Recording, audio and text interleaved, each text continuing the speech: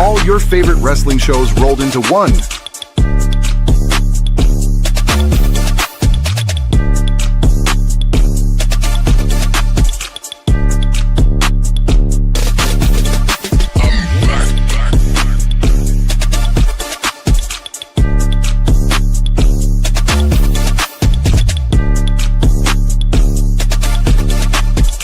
Welcome to the We Book It podcast. Let's start the show.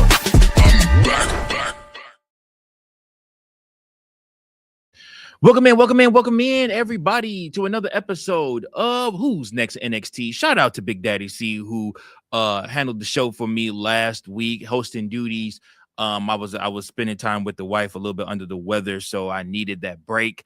And of course, Big Daddy C took care of business for your boy. But I'm back this week, and we had a huge episode of NXT this week. Oh my gosh, guys.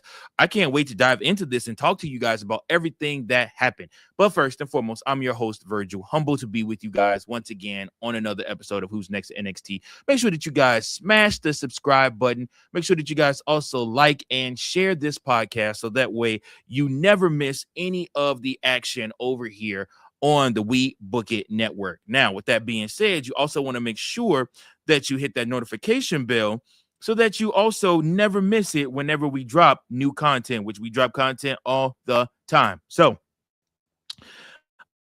again, guys, like I said, I appreciate you all so much. This was a huge episode of NXT, far bigger than what I assumed or thought that it was going to be. But listen, it did not disappoint. Shawn Michaels, somebody whose name has kind of went under the radar, especially with everybody loving what The Undertaker is doing with AAA.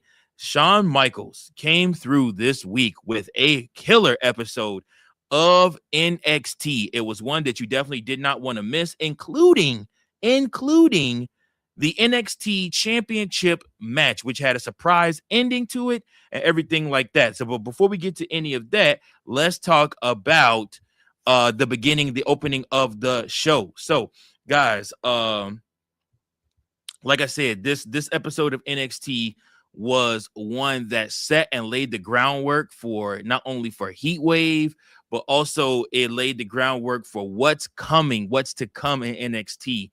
And I'm just excited, like I said, because it's so much good stuff in NXT.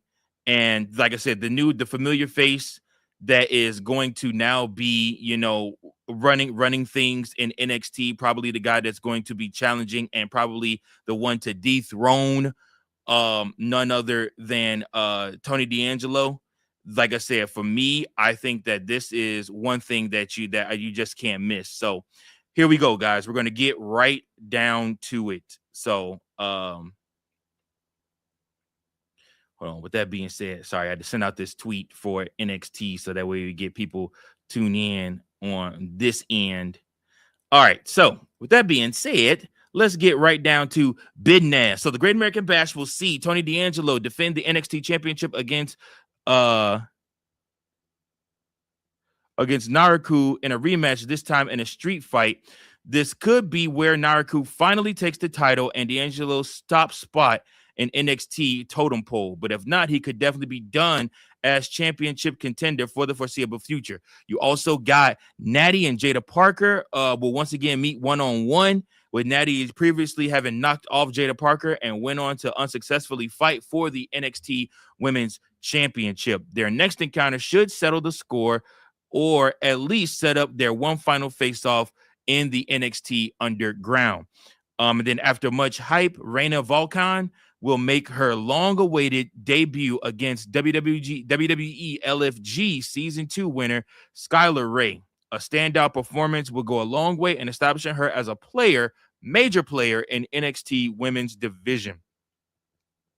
All right, so the show began with DarkState versus Saquon Sugars and Noam Dar and Ramiro Moreno. So Noam Dar and Romeo Moreno might be the only people on the NXT roster DarkState haven't made enemies out of until now, that is. They allowed Saquon Sugars to tag in early so he could get his hands on Dion Lennox, only for Lennox to immediately tag right back out the match. DarkState was in control during the commercial break. Sugars was impressive once he finally got going, while Dar and Marino were fun to watch with their aerial offense that was enough to wake up the crowd moments before Sugars sent Lennox through the pillar structure behind the barricade. With Sugars out of the equation, the remaining members of DarkState were able to dominate Marino. Osiris Griffin pinned him to pick up the victory for his team, and DarkState picks up the victory in this one as they defeat Saquon Sugars, Noam Dar, and Romeo Marino. So again, like I said, you see here DarkState trying to reestablish themselves. NXT's tag team division is depleted enough that it wouldn't hurt to keep Dar Marino together going forward. Sugars continues to show signs of potential now that he's on his own. He'll be fine despite the defeat here, and it's only a matter of time before he and Lennox face off in a rematch from the Great American Bash, with Sugars likely scoring a second straight win over Lennox. So we'll have to see what happens there. Kendall Gray and Lola Vice face off. So Kendall Gray said she would have preferred to run it back with either Kaylani Jordan or Kylie Armstrong, but was happy Lola Vice became number one contender to her NXT Women's Championship. Vice wants Gray to prove that her win over her at the Great American Bash wasn't a fluke, and that she had to scratch and claw her way to the championship before finally getting the job back at Stand and Deliver. Gray bit back by telling Vice that she doesn't need validation, nor did she need years to prove herself as worthy of holding the gold, unlike Vice. They argued who between the two of them was vulnerable and weak before Vice claimed that she may have been beaten in a match, but not in a fight. That led them to making it official. Guys, can't wait for it. It's going to be Gray versus Vice in an NXT Underground match for the NXT Women's Championship on the August 4th edition of NXT, y'all. I'm telling you, I can't wait. It's going to be amazing. This heated interaction was quite the pleasant surprise, seeing as Vice or Gray strong suit, both, neither one of them cuts good promos. If you followed this channel for any time, you know how I feel about the NXT women. I think they have the strongest division in all of women's wrestling. That includes WWE and AEW. However, at the same time, when it comes to wrestling, they put on hella good matches. However, their promo skills need a lot of work. But here, these two literally had me glued to my seat the whole time. Vic Joseph was quick to point out on commentary that Vice has never lost an NXT Underground match, so it will be a nice feather in Gray's cap to be able to beat her at her own game and seemingly send her to the main roster. It's also worth pointing out that Ren Sinclair initially urged Gray to think about agreeing to the stipulation. Hopefully that wasn't supposed to hint at Sinclair costing her the title. They're too great together to be broken up right now. Next up, guys, we got Keanu Carver versus Hank Walker. So Keanu Carver temporarily sidelined Hank Walker after attacking him outside of the arena at the Great American Bash. He already defeated Walker's tag team partner, Tank Ledger, 2 weeks ago, and there was no reason to believe that wasn't going to go any different.